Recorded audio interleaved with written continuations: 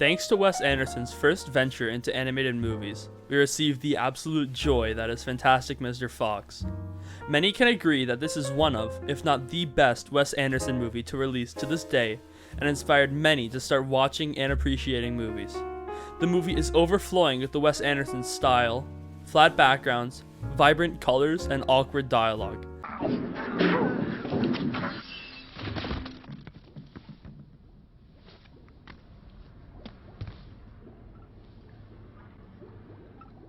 Look at all this apple juice. Each of these blends into a lively movie with something new to notice every time you watch it. However, a first for Wes Anderson, this movie was animated in stop motion.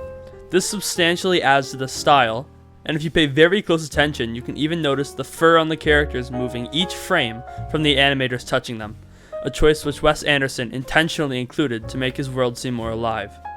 The animation, combined with the stage play-like backgrounds and environments, the look and feel of the movie is incredibly unique and entertaining. All of the characters move in a cartoonish way, but not similar to many things that were out at the time. The way they run across an environment or how they move in a room and dance are all mesmerizing to see on screen. Each character is perfectly developed. The story focuses on the right person for the right amount of time, and excellently depicts how Mr. Fox's actions are causing mayhem for everyone around him. Mr. Fox displays himself as some untouchable criminal mastermind to those around him, but internally and in private he is very vulnerable and clearly has issues. Time ago. May I have a word with you privately? Well, we're in a hole here. Just Where? on the other side of this mineral deposit. Follow me. I'm gonna lose my temper now. When? Right now. Well, when? It's clear Mr. Fox has bottled up issues, which comes to our attention when Kylie meets him and Mr. Fox spends most of his time with him and often confides in him. By the end of the movie, however, Mr. Fox prevails and reconnects with his family and friends, but in classic Wes Anderson style, it comes at a small cost. All three! Kill him!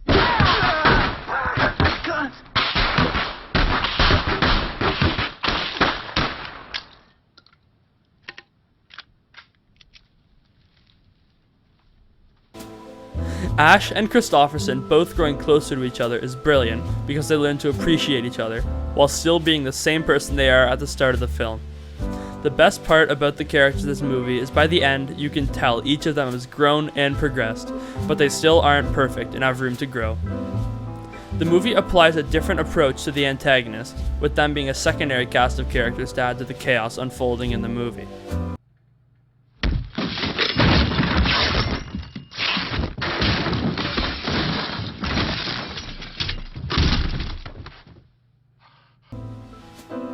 Bogus, Bunce, and Bean are all fleshed out people, with Bean being the leader of their anti-Fox campaign. It's comedic how angry these enormous businessmen get over a fox that took a couple of turkeys and what lengths they go to.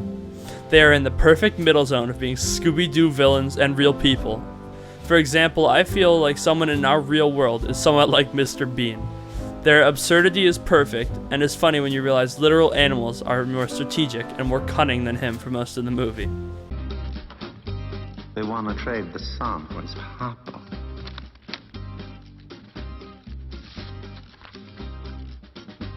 Why'd they write this in letters cut out of magazines? To protect their identities.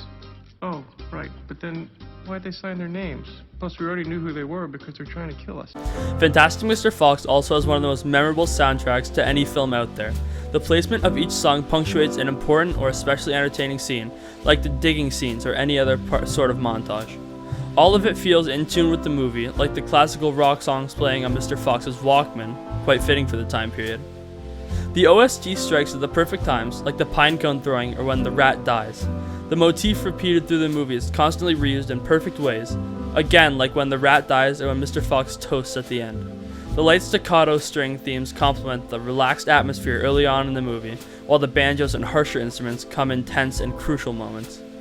In the end of the movie, Mr. Fox doesn't blow up the bad guys and finds a bunch of money and goes home. He lives in a sewer.